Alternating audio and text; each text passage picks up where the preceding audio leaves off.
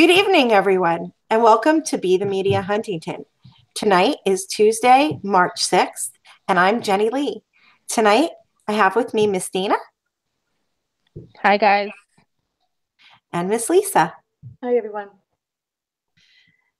and we're all just doing dandy. So, we're going to go right into our first little segment, and which I guess everybody knows when they see our cover photo. There have been signs everywhere for the winter storm warning. Winter storm warning. What started out from 4 to 6 inches has slowly creeped up to 6 to 12 inches. I know it was 43 degrees earlier when I was running around town, and it's currently 37 and supposed to be snowing in about an hour and a half. I don't think it's going to happen. I don't think we're going to get slammed. What do you guys think? Well, it's funny. I heard of the weatherman yesterday on 880 News, and it was really funny. I forgot his name, but he started saying if you're west of this area, you're going to get 3, or south, north, west, whatever. And then he goes, but I think right here on the island, I think on the North Shore, I'm going to cap it at 12 inches. I just laughed and changed the channel. Really. I'm going to cap it at 12. Okay, well, we'll see. Wow. I know. Well, maybe he has a direct line to Mother Nature that none of us have because I just don't want any snow. I don't want 1 inch. I don't want 12 inches. I don't want any of it. I don't want any It's more of that. It's it's March. messy. The streets are bad enough because we have problems with parking Mhm. and it just gets ugly, and when it turns to that black stuff, ugh, I don't like it. Oh, yeah, I And really. it's dangerous. You got to, then when you don't clean it out properly, you get ice. It's like, oh God. So I I'd like wish to we cap didn't it have to it. February. No more March. That's what I Cap it said. in February. That's it. No more. March I was comes, that's it. saying, how are we in March and we're still getting snow? I'm so confused. I thought we were supposed to have flowers blooming and or the buds creeping or something. They are No, creeping up. Now no they're gonna get snow. then they're gonna be shocked. Not just They're that, gonna with be. the amount of potholes that we have, getting more snow at this point, or even that slushy stuff and having it freeze, that is so like I can't wait for spring. I'm one of those people. Everyone's crying about the potholes, but anybody who's in the asphalt business will tell you it can't, the ground can't freeze, otherwise the asphalt won't stay, it'll crumble. So they have to wait until the weather is indicative of filling everything, and because we get so much snow, it's we get more potholes just by the nature of it. Plus our roads were already like beyond they were neglected for a really long time before the snow hit, but they're really big now, so to fill that thing with ice is really a dangerous condition. I hit a really big pothole today. I thought I hurt my car. I really did. I was like, oh my God, please no. Going to town hall this morning or this afternoon. It was on Park Avenue. I forgot where I think. Mm. I think it was. I just had passed uh, Dunlop, not too far past Dunlop, and it just boom. I couldn't even get out of the way. I saw it at the last second. I couldn't even get out of the way. It was huge, and I saw the car behind me just. Try to swerve out. They didn't get. I saw the car just go boom. Well, you saw our mutual friend Elliot's windshield from somebody kicking up a rock. Yep. His windshield was shattered. Yep. I mean, and what do you do? Do you take that to the town? If the town, are they liable for broken windshields from broken roads that are flying up and hitting somebody's windshield? How do you go about that? With No, with it's all federal. those attorneys, I highly doubt it You're would. right. It would be one thing if you fell into a pothole. Yeah, I mean that because you could just say, but to actually try to take it to the town to prove that it was somebody's fault that a rock from the street hit your windshield. Yeah, I don't even think that would even be worth your time What because about the potholes? Is the the town responsible for potholes, potholes, the or do you? potholes are different Are you stories. responsible? I I would don't think that really. they're commingled. I would think somebody would really have a case there. Not if you just have the rock coming, because first of all you have to prove that that car hit you with the rock. So it's just too many loopholes. It's Yeah. true. Like Anybody's you come could in. say, oh, I hit it while I was running, but there's no proof. And then you have to prove that it was the rock that actually caused your windshield to break or crack or whatever the case. It's just too many loopholes. Yeah. But now, as far as the pothole goes, like I think if your car gets damaged or anything like that, that's different. You can prove that because either you could stay at the scene while your car is in the pothole, or take the pictures or do whatever else, take a picture of the pothole, take a picture of the damage, and you could try to go about it that way. But as far as cracking a windshield, I don't really think you would have much to stand on because it's just too much you would have to prove. Such a scary experience, though. It's going to be terrible. It is. It is. It is. It is. It is. It's really like you pay taxes, but highest taxes in the nation. But our cars get swallowed by potholes. I don't understand how that works, but and then also another reason I'm concerned about the snow, I noticed we have so much, like when we had all that rain, all the flooding. So, and then I also noticed that some of those, you remember that we did the show where that the thing in the sewer part of the street was so compacted that it was never it was overflowing. Yes. We have so many of those on what is that, New York Avenue. So it's I saw one getting repaired over by where Rashi has the Good Eats truck.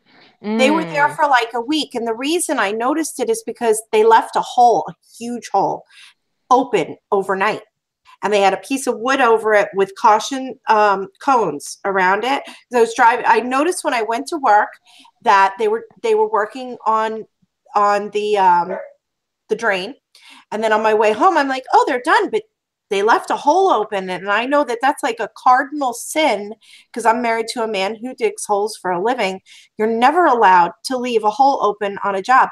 I gave birth and my husband left to go fill that hole that day because it was so illegal. And for the last 14 years, I have not let that go. No, I finally forgave him for that like about a year ago. But it took a while. Crazy. I don't know. I don't know. The town has a lot to answer when it comes to that, but we have a new highway supervisor, so let's hope that he, listens and things get a little bit better. So that's the only thing we can do at this point in time. Yep. And try to figure out, how not to get our cars messed up. That's true. In these huge potholes. Well, I guess we'll definitely be tracking that come springtime. The weather's been holding up for the most part. Up until now, it had been just simply gorgeous out. Yes. It really was. It was so nice. And I was like, how are we going to get snow when the weather is just beautiful? Yeah. So if you went to the town board meeting tonight, raise your right hand. And if you live streamed it, raise your left. So at least we all saw it. I wasn't able to make it. I hate to be a conspiracy theorist, but the traffic is insane. And it took me an hour to get from Farmingdale Republic Airport into Huntington today. Why? I don't know. That whole area right there on 110 it's become a beast. It's tons of construction right there. It's a beast. It's tons of construction right there, and it just goes all the way down. So you probably just were caught and just kept getting pushed back. Terrible construction going on right now. It's horrible. Yeah, it was unreal. Yeah. So it was like such a quick town board meeting. It was very quick. Yeah, it was. It was really quick. I did see Daniel Carpin there. I heard Daniel Carpin. I'm so glad. I know the board hates him because he brings up such logical things in such an illogical manner that he's infuriating. However, he's going on the record with enough legal information that could be used against them later on if an Article 78 was ever filed. I think tonight he was talking about the parking garage. Yes, the parking garage is dead. Dead. There's my paint. And when I heard him, I don't mean obviously we all heard him, but when I was there, he just shakes the entire room with those clogs. I love it. It's hilarious. And every step he takes as he's shaking the room, you can just see Mark Cuthbertson looking at him and just sneering and snickering, and it's hilarious. Who's that old thing? Fee, fi, fum, I felt fee, fi. At one point, it scared me because I was sitting down and I heard this tremendous like banging, and I was like, "Oh, it's just you and those clogs." I loved it. It was really funny. Yeah, Jack and the Beanstalk. Well, let's go ahead and highlight Daniel tonight because he's always a lot of fun for us to giggle with. No, it's here. It's cool. And Daniel, if you're watching this, I want to come help you paint when you're ready. We have to go and show him himself on here, and then he would love that. I know he would. All right. Let me get this all up here for you and give it a go. Oh, Finley, stop.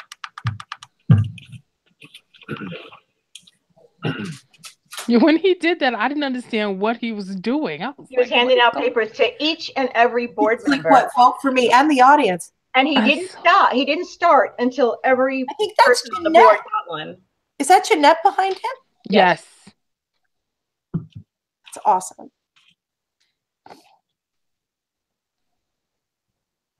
My name is Daniel Carpin. I reside at 3 Harbor Hill Drive, Huntington, New York.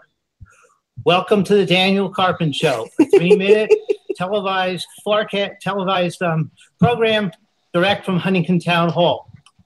Today, I wish to talk about an investigation done into the planned parking garage in downtown Huntington. On February 7th, I sent a request under the Free Information Act request, the Empire State Development Corporation, for 2 documents. 1, secret documents prepared prior to the award of a grant of $1.7 million for parking garage for the town of Huntington. 2, if the above does not exist, copy a letter to the town of Huntington rescinding the grant due to question non-compliance with secret. Article 8 Environmental Conservation Law, Ed 6 NYC RR 617. Guess what? No parking garage. Secret documents did not exist prior to the award of the grant. That's illegal action by the state. No money, no ticket, no surety. Parking garage is now dead. The most interesting documents to ask for in a Free Information Act request are those documents that do not exist, and the agencies sometimes are very embarrassed when they admit they don't have them. So that's the situation. No ticket, no surety, no parking garage. It's not going to happen because they screwed up with the town administration. So what are we going to do, Chad? Here we have a can of black paint. Here we have a can of white paint. We're going to restripe the park lots for small cars. Here's a paintbrush. We can get this done very quickly without any secret review whatsoever. You're just putting some paint down and putting up signs. Small car parking lot. Let's do it. That was great. That's great. Anything else you want to add? So He's waiting for an answer. Your concerns, and we have your documentation. Thank you, Mr. Carpenter. Thank you, Chad. John Mooney. Oh my God, I don't know. What was the purpose of the paint? Well, we're going to repaint the parking lot and make the parking lot smaller to fit more cars. Right. Small cars only. Small car parking. So big cars can park in the muni-meter parking areas, and then in the lot, it's for small cars only to help increase the parking. What? All the small cars park here, and the big cars park over there. No tiki, no surety. When he said, I was like, what is going on? I always feel like I'm in a Twilight Zone. Why? Oh, goodness. That's interesting. And Rob Rockline was back yet. I don't know if you want me to try to find him in the spot either, but tonight he's speaking for the Green Lawn Civic Association. You heard that too. You caught that too, right? I did. And I'm over it. I'm over all these different, civic groups, and I represent this, I represent that. And you have one person that is the face constantly. So I'm not sure how that really works or how true that is. I mean, I've had enough. Like, we're always trying to reinvent the wheel. Yeah. And if you represent all of these organizations and you're the only one that always shows up, what does that say about your organization? Because now you can't say anything. The town has two meetings. One in the morning, one in the early afternoon and one in the night. So Right. you mean to tell me with all the people that you have, you're the only one that could go to either one? That's to me. So how powerful is your organization, and where is your who is part of your organization? It's really like, and it almost plays on people's intelligence. That's how I feel, how I take it, because you're claiming to speak for a lot of people, and where's the rest of the people that back you? He Where are also spoke they? for Huntington Matters. And actually, Matt got up and spoke for Huntington Matters. This is interesting because they're speaking about the Huntington Station cleanup, which is always on Earth Day, right? Mm-hmm. But this was basically kidnapped from the Huntington Station Happy Helpers. They were the ones who started the Earth Day the Huntington Station Happy Helpers. They used to once a year on Earth Day get a bunch of groups together, right? And then it was Xavier Palacios who started the Huntington Station Latin Quarter, who we only really hear from now for the toys for tots at Christmas time. But then he started saying, well, we'll get together with Letty and we'll start doing the cleanup. And then when Huntington Matters came along, they came up with that the pink ribbon campaign. So they decided to clean up all of Huntington Station and then hang pink ribbons everywhere, which eventually became more trash.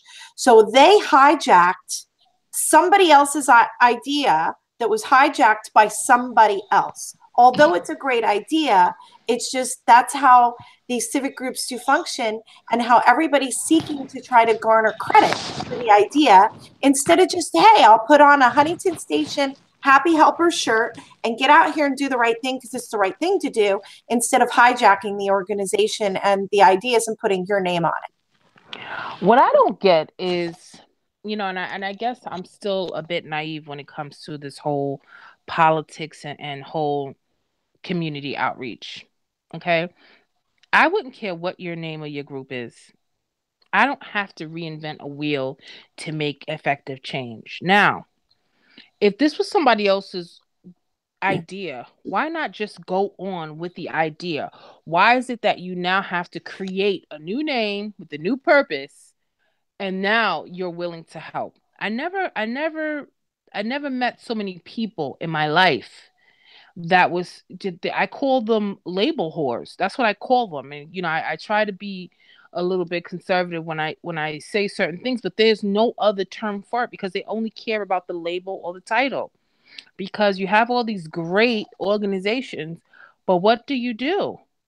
Like Really what care, you show up, you put on a shirt, you clean up Huntington Station, and you don't pose for a photo op in front of your office building.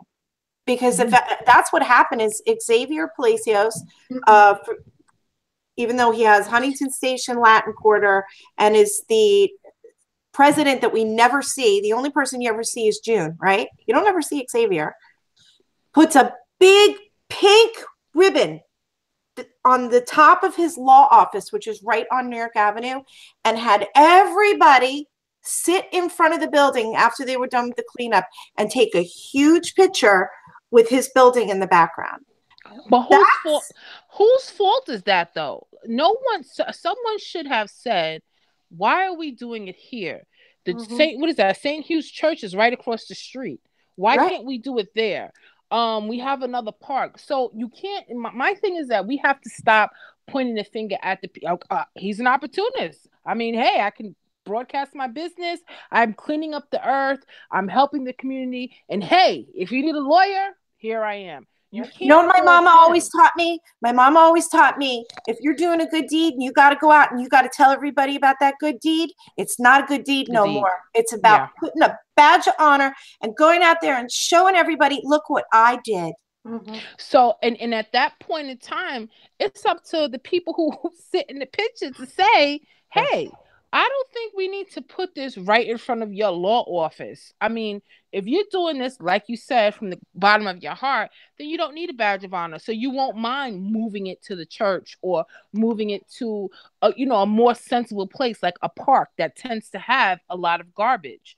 Or go in one of those compact sewers and take a picture over there, to show that they cleaned that part up and then you guys did your part and you cleaned the other area, something like that. I can't really fault. What I'm finding is that the community always has something to say, or they always want to point fingers, but when it comes down to it, nobody stands up. There's no way I would have gone along with something that I don't agree with. I'm not going to align myself with something that I have to sit back and say, wait a minute, that doesn't make sense. So if you as a person don't have that sense, I can't blame him for taking the opportunity of doing, what he felt as though he needed to do. Hey, he needs free publicity. That's what he got. You're absolutely right. I mean, it's almost like a perfect example is similar to like what happened this weekend when we had that meeting at my house. Oh, Lord. And we, unlike what other people would do, I'm not going to lay over, roll over, and allow people to be defamed in such a manner. But Dana, thank you very much. It was kind of you. Set the record straight. And a lot of people don't do that. They're not willing to come from a place of integrity and say, there's incorrect information circulating, and I'm going to correct it right now. I'm going to nip it in the bud. So, Lisa, do you want to go ahead and kind of let everyone know what we're talking about? What happened on Saturday and what led up to Saturday? Well, what led up to it was, the Parkland shootings, and then those conversations, went over to Facebook. And Facebook is just becoming, like we all know, just a very ugly place, attacking. And you came up with a fabulous idea of getting people off social media. I'm going to open up my home out of the goodness of my heart to have people come over, for beverages and some food. And we're all going to talk, and we're all going to try to come up with some solutions. And if we can't come up with solutions, just hear everybody's idea without attacking each other and calling each other names and saying things about people that aren't true. And then from that Facebook, you were being attacked. Well, wait, just before we get into we got to your house? Yeah. The meeting was, I felt like I was on happy medicine. When I left, I didn't leave. It was my home. But the meeting was from 12 to 4. My last guest left at 6:45. So it was almost 3 hours after I messaged you. Well, you had to go to work. So that was the only difference. Right. And I didn't need to get off that. So at your home, men were coming, women were coming of all different walks of life, different colors, different backgrounds, Black, white, Jewish, Catholic, whatever. And not that mattered in one single, whatever. It didn't matter until somebody made an issue out of it. Then all of a sudden we looked around the room and started taking a head count saying, what does this person even know? So in other words, we basically were labeled as saying that the meeting I was having at my house was a Klan meeting. Right. I didn't even want to say that. I mean, it's so pathetic. I didn't even want to say it. But there were more than white people at this meeting, and I didn't dare wear white, God forbid. And and then you had Black individuals coming, men and women. So was it a Klan/Panther party? Because if it's a Klan/Panther party, then I want to go to another one. Because I had a great time talking to people. I just thought it was great. And for people to say that on social media, have fun at your Klan party. Their point was to it's funny because I see this, like when people hate you, what they want to do is drag you down and make people want to disassociate themselves with you. So they'll say things that are just completely bizarre. I mean, I've got people that have known me for so long in this town that are like, what? Are you kidding me? I've known my kid, he's in college. And so the people who really know me know that it's just, but it was completely unfair to every person that walked through my door on Saturday to also be associated with that. Because by throwing that dagger at me, you're now throwing that dagger at every person in that room as being associated with the Klan, just because you have some sort of hate in your heart for me. So the record needed to be set straight. And I think what happened, it was somebody sent the thread while our meeting was happening. We were like, what? I gave it the 24-hour rule. I was not going to say anything. And then I started getting messages from more than one people about, oh my God, I heard, oh my God. And then I think I went to Dana and she was like, no. And you put up that beautiful message on Facebook, setting the record straight. And I just really appreciate that. It was to me, when we first walked into the meeting, I was told about because I was a little late. I was told about the KKK meeting. I thought it was a joke. Remember when you said that? I said, "Oh, I thought that was a joke. That's not for real." And it was a real thing. And to me, I always have a problem with people who want to be part of the problem and not part of the solution.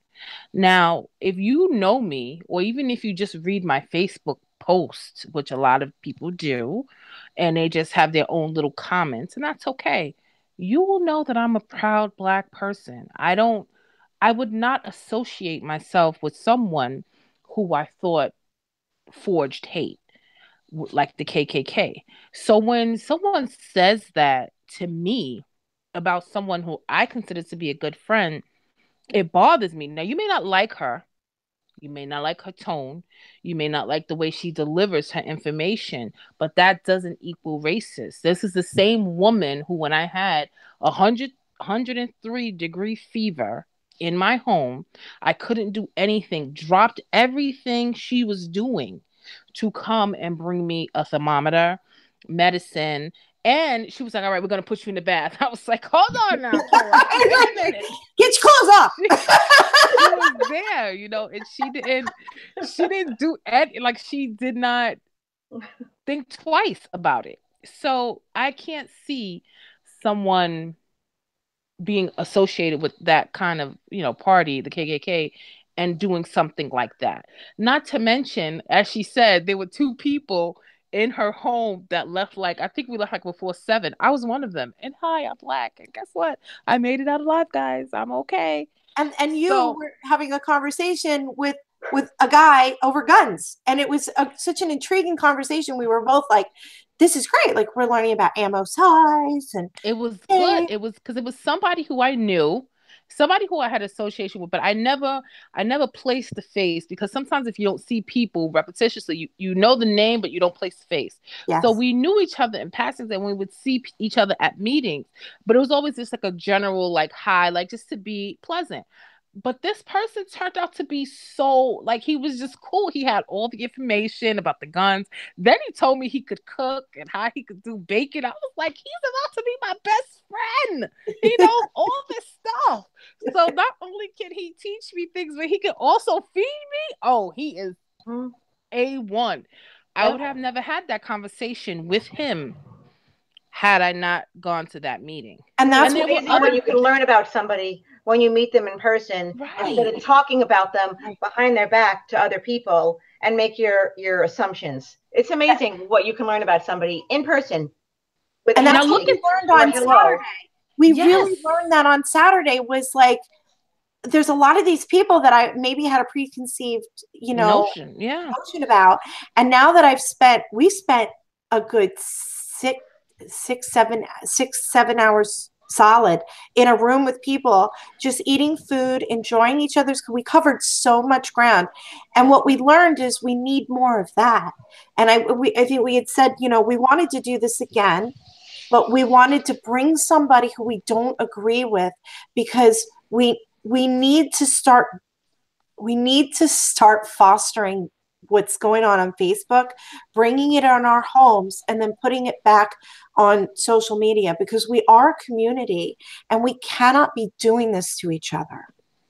No, I agree. And what Lisa said was perfect. We have so much. What I learned in this meeting, and what I try to carry on in my regular life, not even just in this. I like to talk to different people. Jeanette and Nancy Gamby.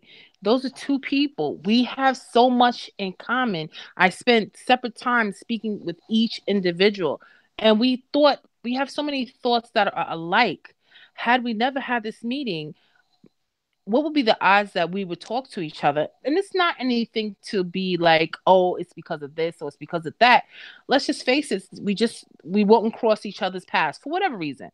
But because of this meeting, now it's like, oh, well, let me see what Nancy thinks about this. Or let me see what Jeanette thinks about this. So there were so many other people that we talked to that it was just refreshing. And what was more Mary pleasant, was fabulous. When Candy came in, yes. I had never met her except on Facebook.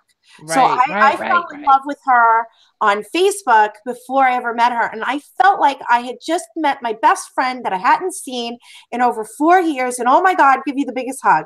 And it was kismet. And it's funny because like at one point, do you remember when Jeanette walked in the room and we were like, well, Jenny invited anybody and we don't know who this is. Uh-oh. And then she starts saying, a Scorpio lives here. And I'm like, okay, now this is a little freaky because she knows me now. Yes, when Jeanette walked in, I was like, what? Yeah, she's like, a Scorpio lives here with the Taurus. And I'm like, okay, she just pegged me and my husband. But she was really cool. She has so much information, and it's knowledge. Like, and when she talks to you, it's just like you could tell she's passionate about what she talks about. Yeah. And I love that. And she takes her time to explain everything. You can't ask for anything better than that. You can't. You cannot. And she was hitting it head on. And when she was asking me, she was like, what sign are you? And I was like, oh, I'm a Cancer. She was like, that's why. Of course you would be. I was like, well, tell me what else you know, please. You know, I'm like, really we're going to have a little party where she does some hand reading. Something. Oh boy. But it was good. It was good. And I just learned so much. And I really enjoyed it. And it was sad that out of everything that was positive about it, this is what came up. Right. This was more important to say that it was a KKK meeting. And my big thing is, and that's another thing that I say I have a problem with. If I thought it was a KKK meeting, I'm showing up. I'm not showing up by myself, but I'm showing up. I'm going to make sure that I bring as much noise to it. And then you have to think, Jenny lives in the middle of the station. Last time I checked, that's not a WASP area, a white Anglo-Saxon Protestant area. So which means you have a few cultures that live there. I don't think that would be the best place to have a KKK. I could be wrong. But if you had any sense, you probably wouldn't hold it there. We had a lot of people to like, what do they do? Hang them? We had a lot of people. We had 3 Black people and 2 Jewish people. So depending which white supremacist group you were going to follow at that moment, and everyone left here perfectly intact. In fact, they left here happy, giddy, loving. I think when people left, they didn't want to go. Remember? No. They were like, I need to leave. I had to leave early, go to work. I wanted to stay so bad and just talk more to everybody and see who else showed up. Yeah, it was good. Nobody was running to go. And another thing that I thought was really cool, everybody came in with something to be like, here, even though Jenny told us not to. I did. And by the way, whoever bought those rainbow cookies, oh, you were the best. I appreciate you. They were delicious. Oh, you did? Oh, yeah. Oh, Lisa, you got to give me some then, because those were really good. Mary was really awesome. Good. She brought over a little pizza pie, cut into little pieces for appetizers. That was genius. And she was good. I made the soups. I made 2 soups, but the tomato basil soup is gone like that. And she had also brought garlic nuts. We're all like, garlic knots with tomato soup, To perfect. dip. But it's funny, Yes. we just kept eating and eating and enjoying and talking and subject to subject, and we had some really great ideas that were born from the meeting. I think it was good because as long as you left feeling better, you know, Right. and I think we all did. And I love Kenny. I think Kenny's going to have the next one. I love Kenny. Kenny is crazy. He's so cool. He's always like, this is what I think about, you know, and you wouldn't think that a black guy, let's be honest, would be like that, but he is. Big He's like, black guy. listen. He walked in and everybody already had the joke about the Klan meeting. Yes. And here comes this huge, black, bold guy, right? And everybody's like, we're like, oh, got another one. It was definitely, it caused a lot of looks. And Yeah. Kenny just fit right in. He just was like, this is what I think. This is how I, you know, people are too sensitive. People talk about race. And I agree with him. People bring the word racist out too much without any found evidence. Mm-hmm. And because we disagree and we're from different ethnic backgrounds does not equate to racist. Does not equate to racism. We are just two people who do not see eye to eye on a particular subject for whatever reason. And people tend to do that. Oh, you wanna join the NRA, you're a racist. Oh, you don't want to support the Republicans, you're a racist. Oh, you want to do this, you're you know, it's like, come on. And if you voted for Trump, you're the Antichrist, for God's sakes. Yeah, it's like, come on. What's Really? crazy about that is when it's like the little boy who cried wolf. When you use it so much, eventually people don't believe you when you use it anymore because you overused it. And when the wolf really shows up and the racism is really at the door, nobody's going to believe you, and the real racism isn't going to be addressed because it's worn out. And that's not fair either, because racism, real racism, as an action, should not exist, but it does. People are prejudiced. We'll always have poor people. We'll always have rich people. We'll always have assholes as long as we live in a free country. And we have to learn to live with each other under those terms. It's like one of the reasons people say, you know, they don't like how I moderate Parents of Huntington, because I don't. And I just have this, I've been doing the Parents of Huntington page for going on 9 years. And in the beginning, we started with 250 people. And believe it or not, we had some troublemakers back then. We had a mass exodus. We used to moderate. And we learned from that experience that it was not wise to do so, that we stood a better chance of having honest, open dialogue if we let the adults be adults and we allowed the people to use the Facebook settings like the block option or whatever to block the people you don't agree with. And again, it comes down to freedom of choice. You don't have to be on the page. And it's funny because we have the same amount of real numbers as many of the other pages, but we don't have the same amount of problems. Right. And it isn't that funny that we don't? Like, we do, but it doesn't ever get crazy like it does on, what's the most recent thing on Huntington Matters, that there were rumors going around about the budget on the schools, and it was completely false information, and then there was that I'm a lawyer who was disbarred. You were stealing money from clients. That you were an attorney that had been disbarred or something, and you're not. Totally false information. You don't have to delete things. It stands a better chance if you can come in and give the real information, and then the rumor gets squashed there, right there on the spot. That's how you handle it. I remember that about Lisa because I called Jenny. You were like, I was like, Lisa is a lawyer? She's like, who's this? I didn't know that. Why did you say anything? He also called me a snowflake, so that should have been your first clue that he wasn't going to say anything correct. But then he said that I made fun of Tracy Edwards for not paying taxes when I myself got in trouble as an attorney for not paying taxes. I never said anything about Tracy or taxes or anything. I never said anything about the woman. And I'm not an attorney. I've never been one, and so on and so forth. So, you know, you want to let fake accounts come on to bash people. That's their problem. That's why you have almost 7,000 people. Take away all the fake accounts and let's see how many real people. And now that we're talking about it, now that I'm glad you mentioned it, do you know that we are considered on that page by someone to be called the conspiracy queen? Yeah, don't even give him name. Don't give that troublemaker the time of day, because that's what he wants. I was this close to asking.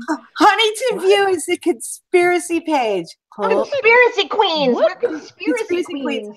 What are we? So because we're talking about traffic, lack of parking, and the overdevelopment of Huntington. That's a conspiracy. There's plenty of parking. We give you visuals. We go on the streets. We bring you video, unedited, raw video. That's not a conspiracy. We're just talking about current events that are happening right here in our town. We have no political agenda here. Dana, you running for office? Lisa, you running for office? You would never. Nope. No. And then we don't even monetize our videos. So we're not making money off of this. We're just three ladies that got together, fed up to stuff's going on in the town, and we're talking about it and trying to bring the information to our friends. And we do lack a lot of local media. The media that we do have is embarrassing. So, it doesn't mean that we're a conspiracy theorist. That's a conspiracy calling you right now. Wait, let's hear this. Is it the person? Is it the troublemaker? Hello? This is Huntington Town Supervisor Chad Lupinacci with the Huntington Alert message. With the winter storm impacting the area and the forecast calling for snow and high winds starting overnight and continuing through much of tomorrow, the following Wednesday, March 7th, town activities, programs, and meetings are canceled. They include the following. The Senior Beach House activities are canceled. No beach. History Month event at the Cinema Arts Center has been postponed to next Wednesday, March 14th. Youth court trials scheduled for 6 p.m. and 7 p.m. at Town Hall are canceled. All Parks Department programs and events in town parks will also be closed. Town Hall will be open, but you can call 631-351-3234 to check the status of Town Hall services. To report a town-related emergency, call 631-351-3234. For Highway Department concerns and issues, including downed trees blocking roads, call 631-499-0444. You can also go to the town's website, huntingtonny.gov, and click on the Highway button on the left side of the page. For power outages, call PSE&G Long Island at 800-490-0075. If the forecasts are correct, the mix of rain, snow, and winds should make driving hazardous. Stay off the roads, and please keep parked cars off the street to make plowing, sanding, and salting easier and to allow for emergency vehicle access. The bottom line is simple.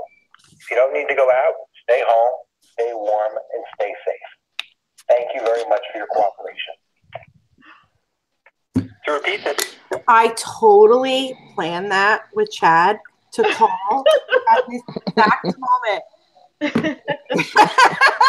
That's why you left the phone there. That's why. That's that conspiracy theory. I had it. That's, conspiracy queen. Watching again. I got it like that. And he's only calling us conspiracy queens because he's got a panties in his bunch because he was thrown off of Huntington Matters. He's ruining that other page. For being a troublemaker. Spreading fake news. Citizens of Huntington Village was such a nice historical page. Yep. With good direction, and him and a handful of others that don't want to be on Huntington Matters anymore because there's so many people over there that just attack. They're now taking their nonsense over to this page. Yep, and ruining it. He called the people on Huntington Matters a bunch of lunatics. Wow. Well, he should join them because Well, you can't. That's why you were there, because you wanted to be a lunatic. Right. He's our number one fan. He's been following us for a while. Whatever. It is what it is. So I agree. All right. So I had such a busy day. I've been on the road all day. I was exhausted. But the first thing I did this morning is I went to the PTA council meeting for Huntington. Mm-hmm. And I'm glad that I went. Mr. Polanski, our school superintendent, he spoke. It's a public meeting, so you can pretty much repeat what was said there. It's not like it was a private meeting. But there was one point when I asked him what, they went through the process about funding and budgeting and why we can't just add safe rooms and why we can't just add things, because it's an 18-month waiting period for some of these school granting processes. So people want to see, immediate action. And you're not going to get there. You're not going to get there with gun control. You're not going to get there with trying to add those safe rooms they've been adding in and stuff. And there was a lot of talk about the walkout. And there's some of our kids are feeling very pressured that they have to walk out. And there's even, I heard from teachers that are encouraging the children that they should walk out. And although it is only 17 minutes, it's disrespectful to the students who don't agree. It violates, them, and there's parents that are still pushing for this.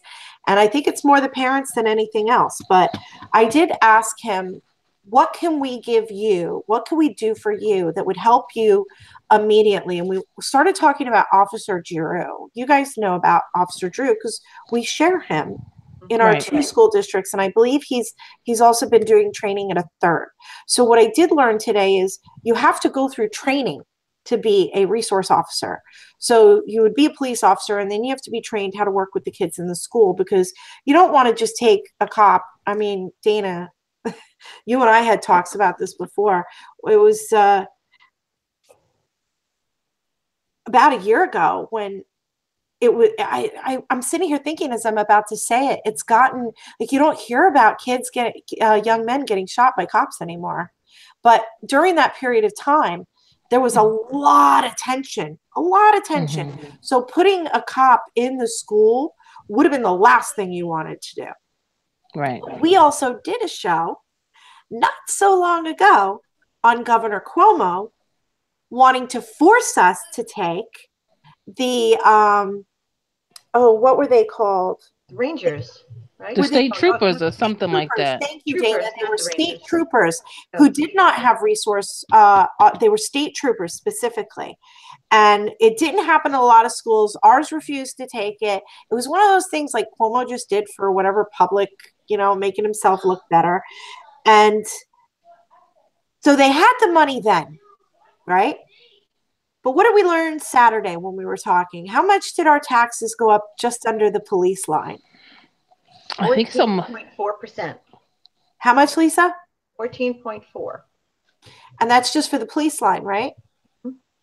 And we know how 5, like they said. Yeah, that's true. They said it was going to be 5, and it went 9 more over, a little over 9, almost 10. So, there's all this talk about a walkout, and I'm sitting there thinking, why don't we walk in? Not to the schools, but to Suffolk County legislation.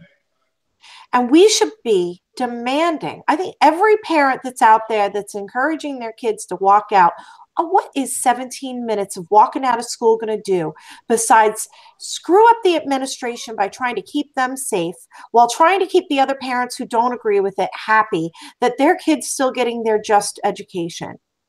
The parents that are really, really talking on Facebook, they need to get up. They need to go to a Suffolk County legislative meeting. And they need to say, we need a resource officer in every school. That 14.4% that you just charged us in our taxes, we want it back in our communities in the form of able-bodied police officers trained to be resource officers. No schools should be sharing. We each need our own, because they need to start developing relationships with these kids. And they can't do it when it's 3,000-4,000. They need to do it when it's just a school district. And to me, that's a really good start. You can't get on the same page with gun control. I get it. let's get on the same page about getting our tax money back in the form of police officers as resource officers in our school districts. Put your money where your mouth is. If you have found yourself talking about this subject about we need this or we need metal detectors or we need this, get your ass down to a Suffolk County legislative meeting and tell them we want these police officers trained in our schools. It sounds good. And I would definitely support that. But again, I doubt you would have. Not I doubt. I would like to see how many parents would actually do that. In regards to this walkout, what I don't like is just it was similar to when they had the Common Core and you were able to opt out. The children started picking up the parents' behavior and started bullying their classmates for those children that didn't opt out. And this was for taking a freaking test. I could not believe the things that were being said from children, but they heard it from their parents. So I can only imagine how these children are feeling when they're opting not to walk out or whatever the case may be. I'm a firm believer in there's no place for politics like that in high school. I'm not saying don't be aware of politics. I'm not saying don't have freedom of speech. What I am saying is that there's no place for you to be walking out during school hours for whatever time frame. To me, it just doesn't seem logical because if anything happens to any of those children within that 17 minutes that they decided to walk out, their parents are going to want to hold the school responsible. Because as far as you sent your child to school from 8 to 2.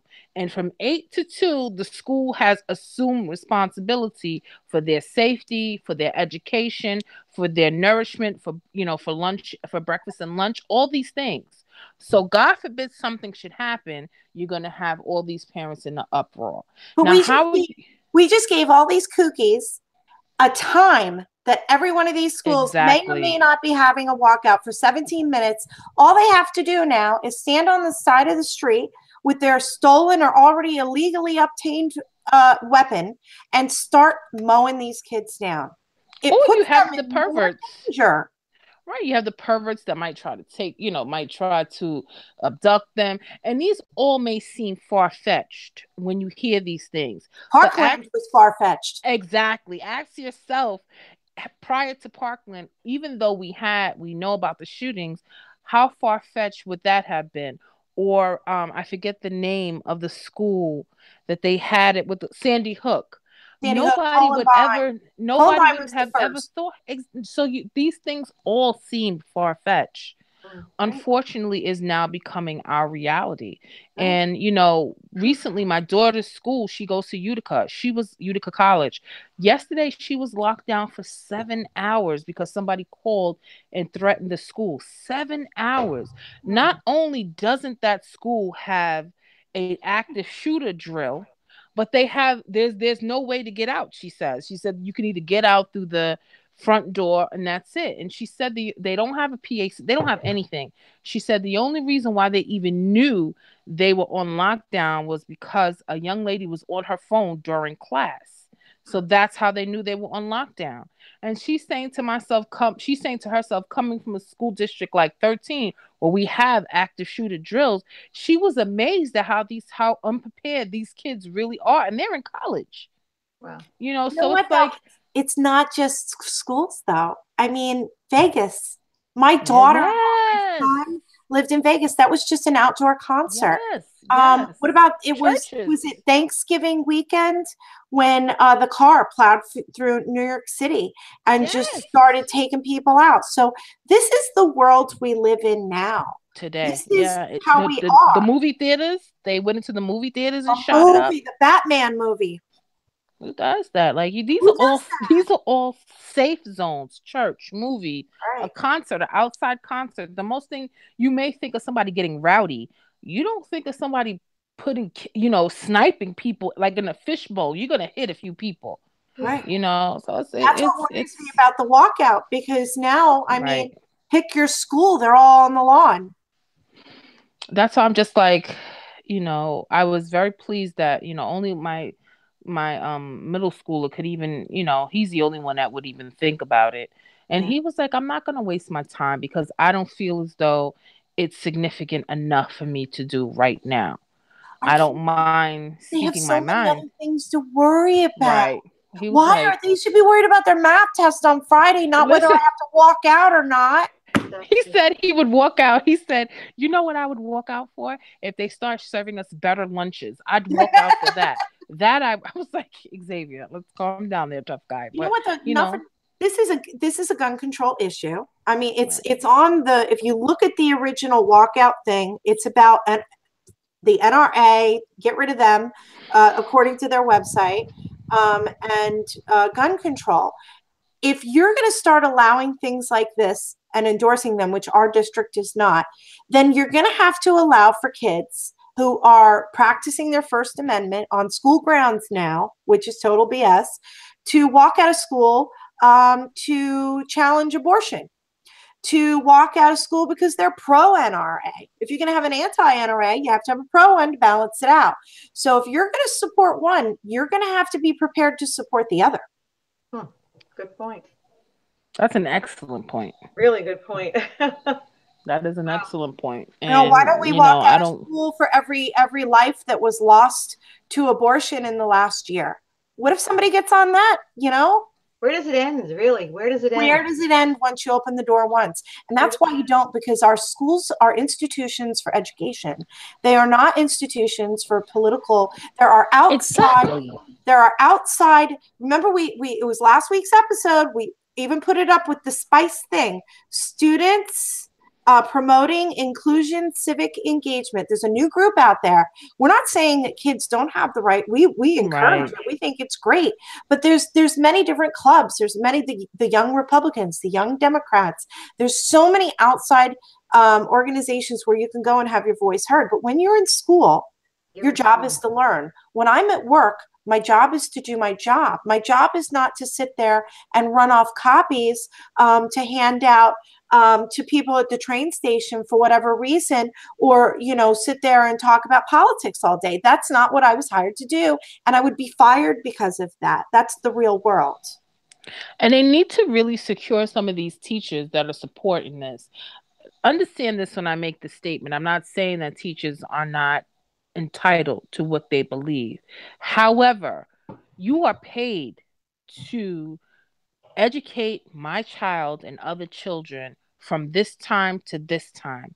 I am almost positive nowhere in your contract or your work description does it say you have permission to implement your political or your views on certain issues. Your job is to teach them. And you can say, oh, we're teaching them how to exercise their amendment. No, you're not. That's not what you're teaching them. It's not your job. This is not your class. Your job is to teach X, Y, and Z. Now, you can make sure that they're knowledgeable about the amendment, and you can make sure that they have the information. Not if it's not your job. If you're a math teacher, you're talking about no. Yeah. Well, I'm going to assume a gym teacher is not going to be talking about anything civic, because that's just totally. I mean, like that's just crazy. But for the teachers that do talk about this, the social studies teachers or the history, whatever they name it now. I mean, you can always give them the tools, but it's not for you to say, yes, you should do this, or I'm going to support you on this. No, that's not your job. That is not what you were hired for. And your principal and your superintendent needs to be very aware of the teachers that are doing that. I agree. And not for nothing, you want to go march for anything. I support your right to do so. Yeah, but Saturday and Sunday, take a day off or do it on a day that you're off. And if I feel strongly about something and I want to march for it, and I want to teach my child that, which is my right as their parent, I'll take them out of school and take the absence and go march down Pennsylvania Avenue with them for whatever cause that is the right way to handle it. Right. I would agree with that. Not, and it's not, unless you have a permission slip from every single parent, this is not a field trip we are attending. Right. No, you can't say this is a field trip. A field trip, you have to go through so many steps. Make sure you have insurance. Make sure you have this. Make sure you can't say that this is a field trip. It's But not scheduled. Get out of here. as a Come on. PTA person, and I'm not speaking for one before somebody gets their panties in a bunch, I'm just giving the experience of being through the process. In order for me to even schedule a meeting within my school district, I have to fill out a buildings and grounds form. I have to have my insurance on file. If I was in charge of the Girl Scouts, I have to do the same. In fact, as a PTA person, if I bring in a vendor like the Larry the Lizard guy, and Larry the Lizard guy wants to put on a show in the auditorium for the third graders, right, with all his lizards, I have to fill out a permission slip. I have to get it approved by the principal of the building. I have to get it approved by the superintendent of the school district. I have to make sure Larry has the right insurance, because if his lizard goes off on one of the kids and bites off a toe, I got to make sure that he's sued and the school district isn't. So that you can't just plan a walkout on every school district lawn or every school's lawn in America without some sort of permission. You can't, but they did. And here we are. It's amazing. It's amazing. You know, I'm all for you as a person exercising your rights. I am. I believe strongly in the Constitution, flaws and all. With that being said, you have to be able to draw the line. I'm not going to go to your child, Jenny, and be like, well, you should be walking out, or your child, Lisa, and be like, well, I don't know what's wrong with your parents because they're not, I'm not going to do that because it's inappropriate. And those are the steps that the teachers need to be taking. You're entitled to feel how you want to feel, but this is not the place to express it. We are here to learn. We are here to follow a curriculum, and that is that. Yeah, I feel really bad for the kids that don't want to walk out because they're going to be alienated. That's They it. just are. There's no And bullied around pressured by the teachers too. But didn't we had this discussion Saturday, and we were all sitting in the kitchen. I said, now imagine I got up and I ran out of this room right now. It would only take a little while for someone to follow me. And after that, Dana would run out. And then somebody else would run out. And then somebody else would. That? And nobody would know why they were running out. But they eventually, everybody be outside on my front lawn going, the fuck just happened? You remember when you said that, I was like, I wouldn't wait for anything. If we in your house and you start running, I'm running. I'm not asking no questions. I'm running too. Right. And the last person sitting there is going to be like, what am I doing? Better go. Most for me. So these kids, but it's building up before that, because it's not a spontaneous run out of the house. It's these kids are already having these discussions this week about, oh, you're going to walk out? What are you going to walk out? And oh, you're not going to walk out? So now, I mean, this is the new thing where there's a tremendous amount of pressure to walk out. And I think everybody's lost sight about what this is for. What are you accomplishing in 17 minutes? You don't need to be walking out. You need to walk in to Suffolk County legislation and ask for resource officers in your school. Otherwise, what are you accomplishing besides pissing off half the district? Because we need to learn, and we need to start making sure that our children know that the pen is mightier than the sword. If you really want to make certain changes, you sit down, you write it out. Not to say that sit-ins and boycotts and walkouts are not effective. They are effective as long as you follow them through constantly. To have one walkout or one boycott or one sit-in and not followed up is not going to change anything. It's just going to be something that is people may or may not remember. But you put something in writing that has a paper trail and you send it to the right places, you use the right words, you might have something. You might be able to start some momentum to get certain things done. And that's what we really need. That's what I teach my children. I teach them, you are educated enough. The two older ones that are in college, you're educated enough to know that you don't go toe to toe with people outside, because people have, they get their feelings and they react on emotion. You go home, you sit down and you write that letter or send that email, and you make sure you put certain words to grab people's attention, and you send it to the right person, and that's how you get the momentum started. And we need to teach our children that, that because that's going to be an effective way to have some type of change. I agree. So, the best place to put something, pen is mightier than the sword, is definitely like town board. When you speak, right. you're on record. It's permanent record. It's part of the permanent files. Same thing at Suffolk County legislation. It's a permanent record. The reason why I say people need to go to Suffolk County is because that's where they're taking the money to pay for the police. That's where they just voted the day after the election to vote for the increase from 9% to 14.4% for police. We should be, instead, what are you going to do? Give this to people in salaries? We need more resources in our school. Oh yeah, it's not a school tax. You're absolutely right. But these people are clamoring for safety, and the police are the ones who need to keep us safe. They're not just there. They shouldn't just be there to draw the chalk outlines. No. And if you can, harbor me and enforce a rule for a 5-cent bag every time I go to the supermarket, you can enforce some rules to have our children and our parents, like myself, like all of us here, a peace of mind. I mean, come on. Especially if you've increased the budget already. Take how many new cadets do they have in there? Take some of those cadets, train them, give them what they need, and give them as resource officers.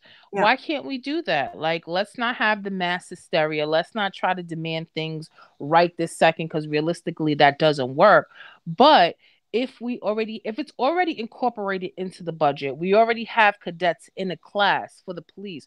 Why can't we take some of those cadets from that class, give them the extra training, and then put them in the schools as resource officers? Or trade out most state troopers for resource officers. It's that simple. And I really have a serious problem with a state trooper being in high school. I agree. Or middle school. Trained. You need a state trooper. If you've ever been stopped by a state trooper, they are like the sharpest shooters. Like, when I say shooters, like, they are very strict to the point. Like, there's no small talk. They're very serious. You can't put someone like that unless they have, like, this excellent, personality. You go 50-50 with that. You can't put them in a school with adolescents. Kids they do foolish things. They try everything. They think that they're invincible. So you need training. I don't feel comfortable with a state trooper. I feel comfortable that a state trooper probably could stop an individual that came in to harm them. Yes, but then at the same token, would the state trooper be the one doing the harming because he doesn't realize, or he or she is not able to separate the two? I don't know. It's just a lot of gray area with that. My question for years was always, why is Officer Drew always spread so thin? Why doesn't every school have an officer? Why did they get rid of our gang task force? The same reason they got rid of our gang task force. Gangs were at the highest. But we are way over on our time. I just noticed some of our viewers have started to fall off. I'm like, oh my God, we're way over on time. Oh my goodness. So I am so sorry, ladies. I let us go too far. And I didn't mean to interrupt, but we will be back next week. It's not a town board meeting. Unless something crazy happens this week, hopefully we'll bring a nice subject that we can bring you for an entire hour next week. But until then, does anybody have any final thoughts? Nah, not this week. Not this week. Okay. And we didn't really have anybody and we're so over time. So we hope that everyone enjoyed tonight's Huntington View, and we'll see you next week. Bye, guys. Bye-bye.